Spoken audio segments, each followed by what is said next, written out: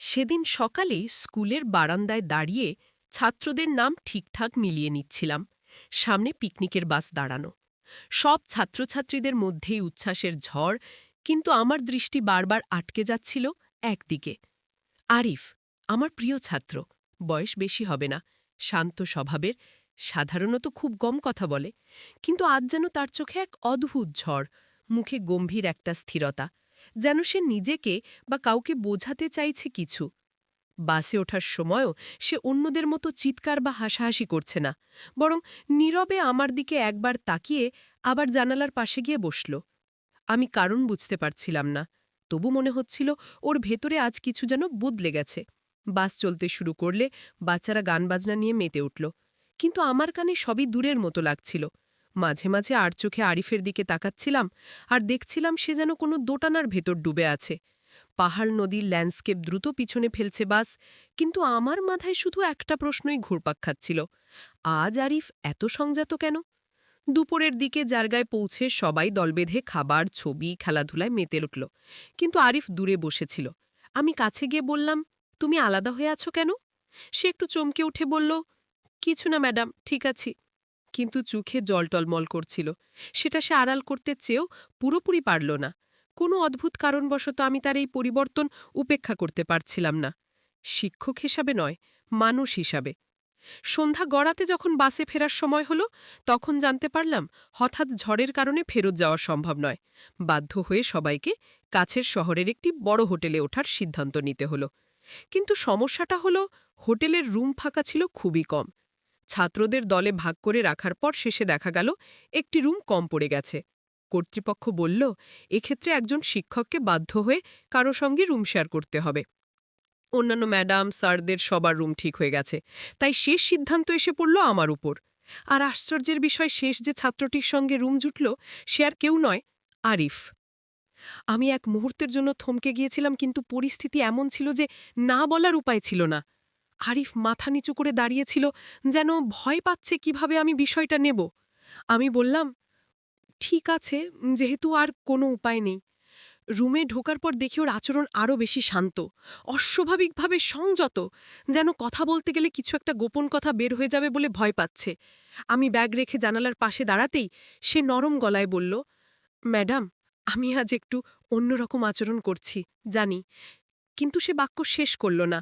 আমি ঘুরে দাঁড়ালাম। রুমে উঠে দরজা বন্ধ হতেই এক ধরনের ভারী নীরবতা জায়গাটাকে ঢেকে নিল।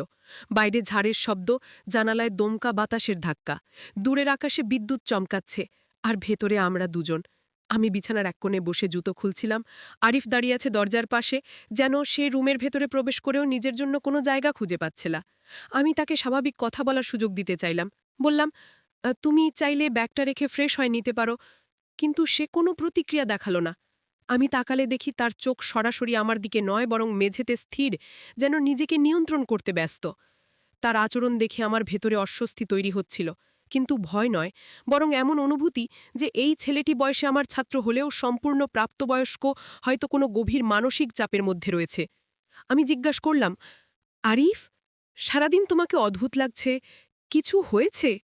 সে ধীরে ধীরে মাথা তুলে আমার দিকে তাকালো। সেই দৃষ্টিটা কোনো ছাত্রের দৃষ্টি নয়, আবার এমনও নয় যে কোনো সীমা ছাড়িয়ে গেছে, বরং এমন দৃষ্টি যেখানে মানুষ নিজের দুর্বলতা লুকাতে ব্যর্থ হয়। সে শুধু বলল, ম্যাডাম, একটা কথা বলার আছে, কিন্তু আমি ভয় পাচ্ছি আপনি ভুল বুঝবেন। আমার কৌতূহল বাড়ছিল, তবে শিক্ষক হিসেবে আমার কণ্ঠস্বর শান্ত রাখলাম। ভুল বুঝার কিছু নেই, তুমি যা বলতে চাও বলো। আরিফ গভীর শ্বাস নিয়ে জানালার পাশে গিয়ে দাঁড়ালো। কয়েক সেকেন্ড চুপ থাকার পর বলল, আজকের দিনটা আমার জন্য খুব কঠিন ছিল, কারণ আমি সারাদিন নিজেকে আটকাতে চেষ্টা করেছি, নিজের ভেতরের কথাগুলো নিয়ন্ত্রণ করতে চেষ্টা করেছি, যেন কোনো ভুল না করি। আমি এটুকু শুনেই কোন দিকে বিষয়টা যাচ্ছে আন্দাজ করতে পারছিলাম, তবে নিশ্চয়তা ছিল না, তাই কিছু বললাম না।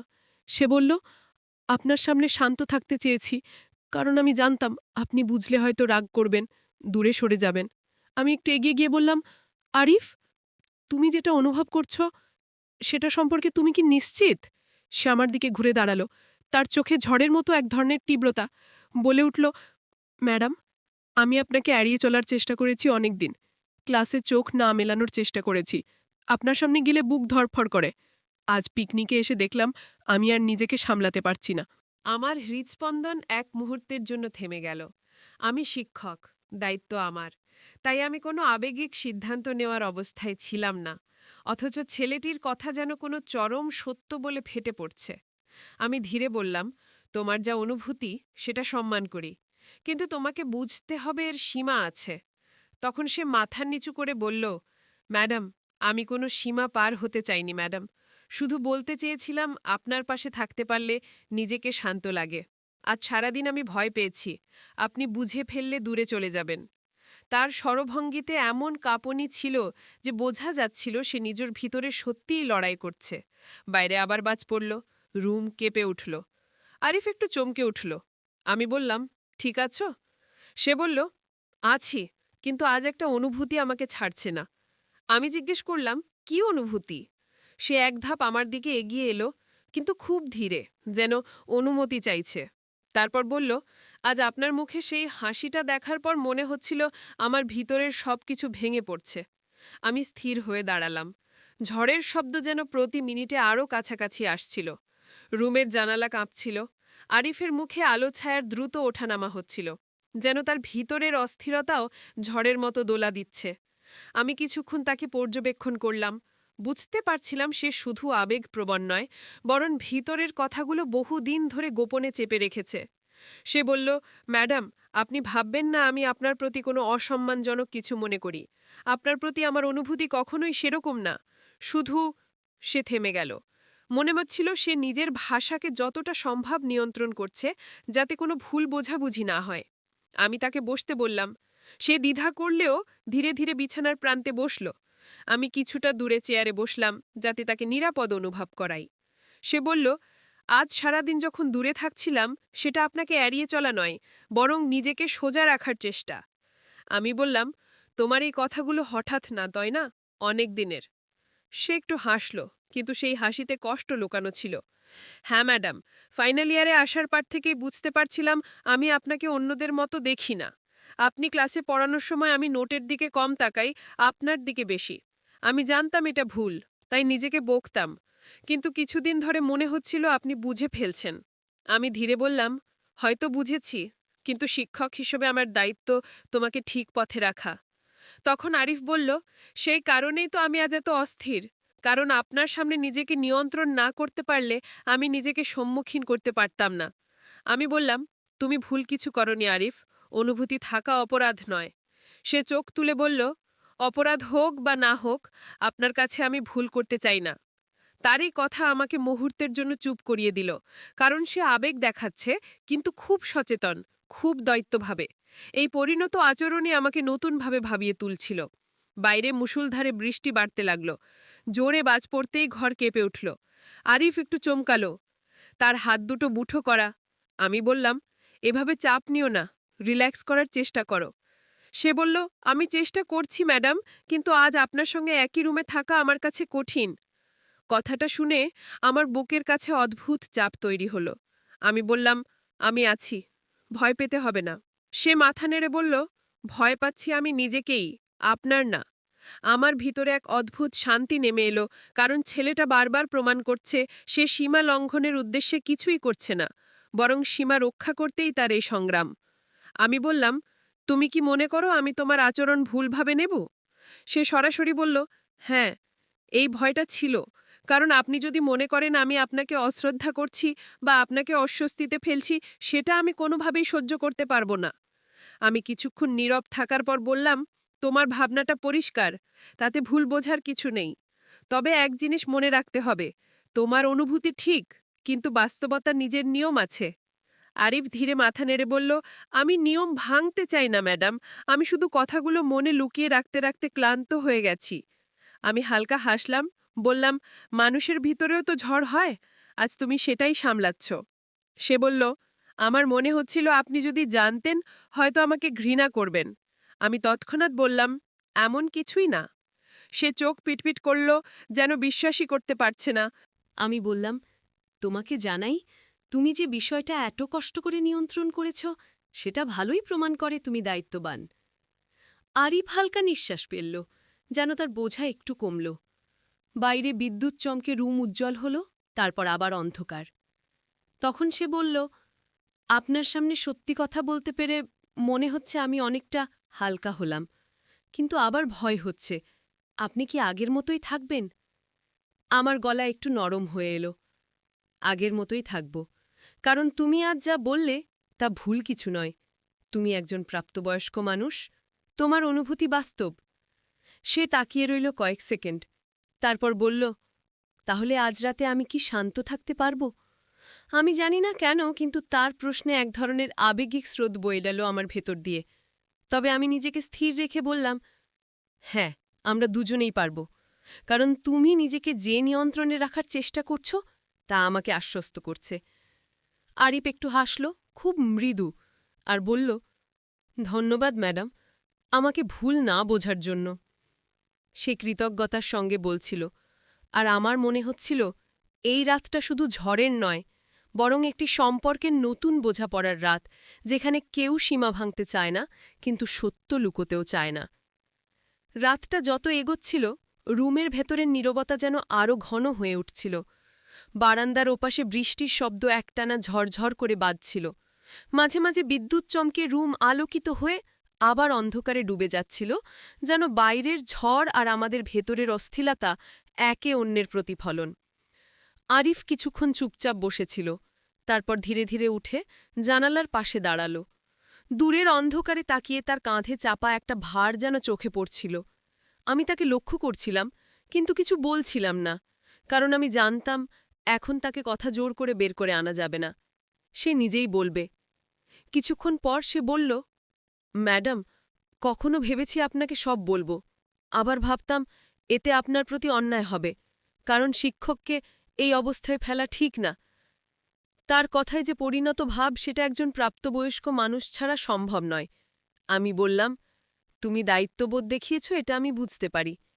সে কমলা আলোতে ভেজা আকাশের দিকে তাকিয়ে বলল, অনুভূতি মানুষকে দুর্বল করে দেয় ম্যাডাম, কিন্তু আপনি কখনো আমাকে দুর্বল করে দেওয়ার মতো কিছু করেননি, বরং আপনার উপস্থিতি আমাকে শক্ত করে। আমি বললাম, তুমি শক্ত থাকার চেষ্টা করেছ, সেটাই তোমার কৃতিত্ব। সে একটু ঘুরে আমার দিকে তাকালো, তার চোখের ক্লান্তি হঠাৎ স্পষ্ট হয়ে উঠল। সে বলল, আপনি কি জানেন, আজ আপনাকে পিকনিকে হাসতে দেখার পর আমার ভেতরে কি হচ্ছিল? আমি মৃদুস্বরে বললাম, কি? সে ধীরে বলল, মনে হচ্ছিল পৃথিবীর সব শব্দ বন্ধ হয়ে গেছে, শুধু আপনাকে দেখছিলাম। তারপর নিজের উপর রাগ হচ্ছিল, কেন আমি এমন অনুভূতি নিয়ন্ত্রণ করতে পারছি না। আমি একটু হাসলাম, বললাম, যে অনুভূতি তুমি নিয়ন্ত্রণ করতে এত চেষ্টা করছো, সেটা নিজে থেকেই তোমাকে নিয়ন্ত্রণ করতে চাইছে। আরিফ হালকা মাথা নেড়ে বলল, ঠিক তাই, আর এই জন্যই সারাদিন নিজেকে দূরে রেখেছি, যেন কোনো রকম ভুল আচরণ না করে ফেলি। আমি চেয়ারে একটু সোজা হয়ে বসলাম, তাকে বুঝতে দিতে চাইছিলাম আমি তার কথাগুলো শুনছি এবং বুঝছি। সে জানালার পাশে দাঁড়ানো থেকে হেঁটে হেঁটে রুমের মাঝখানে এলো, থামল, তারপর বলল, ম্যাডাম, কখনো বুঝেছেন যে আমি আপনাকে এভাবে দেখি? আমি সত্য বললাম, হ্যাঁ, কিছুটা আদ্যাত ছিল, কিন্তু তুমি কখনো সীমা ছাড়োনি, তাই ভেবেছি হয়তো ভুল ভাবছি। সে ধীরে বলল, আমি সীমা ছাড়াতে চাইনি বলেই তো নিজেকে এত কষ্ট দিয়েছি। তার স্বরভঙ্গিতে যে অস্থিরতা, তা খুব স্পষ্ট, যেন সে তার ভেতরের কথা বলতে বলতে ক্লান্ত হয়ে পড়ছে। আমি বললাম, তুমি যা করেছ তা খুব দায়িত্বশীল, তুমি আমাকে অস্বস্তিতে ফেলোনি, এটি সবচেয়ে বড় কথা। সে কিছুক্ষণ চুপ থেকে বলল, কিন্তু আজ যখন শুনলাম একই রুমে থাকতে হবে, মনে হচ্ছিল পৃথিবীর কঠিনতম পরীক্ষা শুরু হলো। আমি বললাম, আমি আছি আর তুমি নিয়ন্ত্রণ হারাবে না, তা আমি জানি। সে একটু নিচুর স্বরে বলল, আমি ভয় পাচ্ছিলাম, আপনি যদি ভাবেন আমি সুযোগ নিচ্ছি, অথচ আমি নিজেকে কখনো সে জায়গায় নিয়ে যাইনি। আমি দৃঢ়ভাবে বললাম, এখনো ভাবছি না, কারণ তোমার আচরণই প্রমাণ, তোমার অনুভূতি আছে, কিন্তু তোমার শৃঙ্খলাও আছে। আরিফ চোখ বন্ধ করে গভীর শ্বাস ফেলল, তারপর বলল, ম্যাডাম, আজ প্রথমবার মনে হচ্ছে আমি সত্যিকারের একজন মানুষ হিসেবে আপনার সামনে দাঁড়াতে পারছি, শুধু ছাত্র হিসেবে নয়। তার কথায় কোনো বাড়াবাড়ি নেই, বরং এক ধরনের শান্ত সততা। আমি বললাম, হ্যাঁ, আর সেই মানুষটার কথাই আমি শুনছি। সে একটি চেয়ার টেনে আমার থেকে কিছুটা দূরে বসল এবং হাত দুটো হাঁটুর ওপর রেখে বলল, ম্যাডাম, আমি যেদিন প্রথম আপনাকে দেখেছিলাম সেদিন থেকেই বুঝেছি আপনি কঠোর নন, কিন্তু সবার প্রতি যে সম্মান দেখান সেটাই আমাকে আপনার প্রতি টেনেছে। আমি কিছু বললাম না, ওকে থামাচ্ছিলামও না, কারণ সে যা বলছে তাতে সে হালকা হচ্ছে। সে বলল, ম্যাডাম, আপনি যখন ক্লাসে কাউকে বকেন না অথচ সবাই আপনাকে শোনে, তখন মনে হয় মানুষ সম্মানের পথেই চলে। আমি আর কিছু চাই না ম্যাডাম, শুধু চাই আপনি আমাকে ভুল না বুঝুন। আমি শান্ত গলায় বললাম, ভুল বোঝার প্রশ্নই ওঠে না। আমি বুঝছি তুমি কি অবস্থার মধ্যে আছো। সে মাথা নিচু করে বলল, ধন্যবাদ আপনার এই বোঝাপড়ার জন্য। বাইরে বজ্রপাতের শব্দ আবার জোরালো হল। কিছুক্ষণ পর আমি বললাম, এখন আমাদের দুজনেরই বিশ্রাম দরকার। সে বলল, হ্যাঁ দরকার, কিন্তু ম্যাডাম, আমি কি একটা কথা বলতে পারি?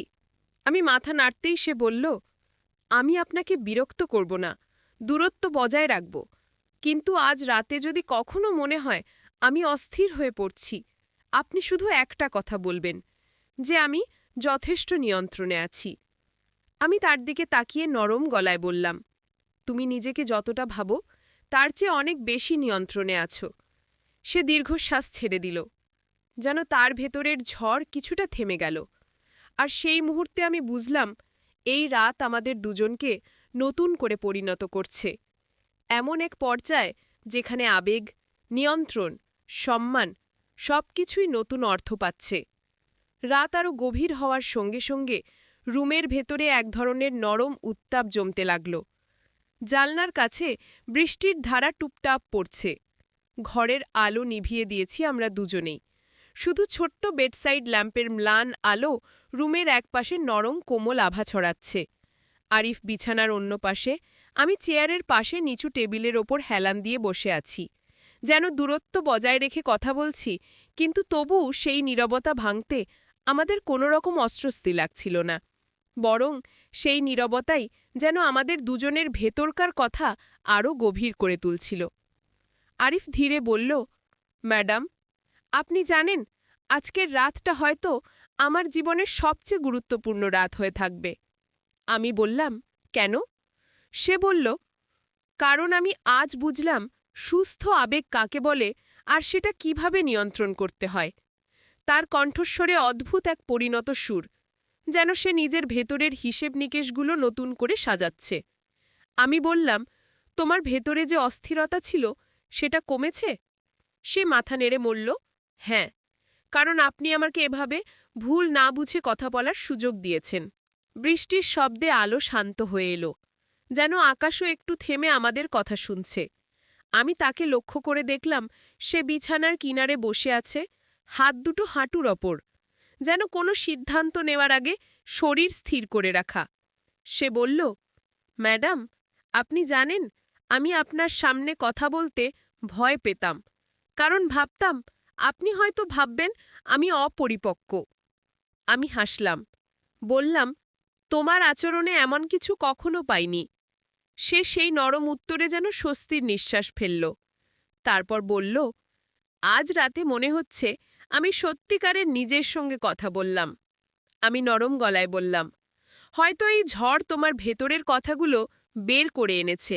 সে হালকা হেসে বলল, হয়তো, কিন্তু ভালো লাগছে ম্যাডাম, ভয়ের চেয়ে স্বস্তি বেশি। আমি বললাম, এটাই প্রমাণ তুমি নিজের আবেগ বুঝতে শিখেছ। তখন সে একটু নীরব হয়ে বলল, তাহলে আপনি কি মনে করেন আমি যে অনুভূতি বহন করি সেটা ভুল নয়? আমি উত্তর দিলাম, অনুভূতি কখনো ভুল নয়। ভুল হল অনুভূতিকে ভুলভাবে প্রকাশ করা, আর তুমি সেটা করনি। সে একটু মাথা তুলল। তার চোখে আগের সেই অস্থিরতা নেই, বরং এক ধরনের স্থির শান্তি। সে বলল, ম্যাডাম, আপনার এই কথাগুলো আমার বহুদিনের চিন্তাকে সহজ করে দিল। আমি বললাম, এটা ভালো। সে ধীরে বলল, হয়তো এই অনুভূতি আমাকে এগিয়ে নিয়ে যাবে, ভালো মানুষ হতে শেখাবে। আমি কৌতূহলী হয়ে বললাম, কিভাবে? সে বলল, আমি দেখলাম আপনার প্রতি সম্মান বজায় রাখতে গিয়ে আমি নিজেকে কতটা নিয়ন্ত্রণ করতে পেরেছি।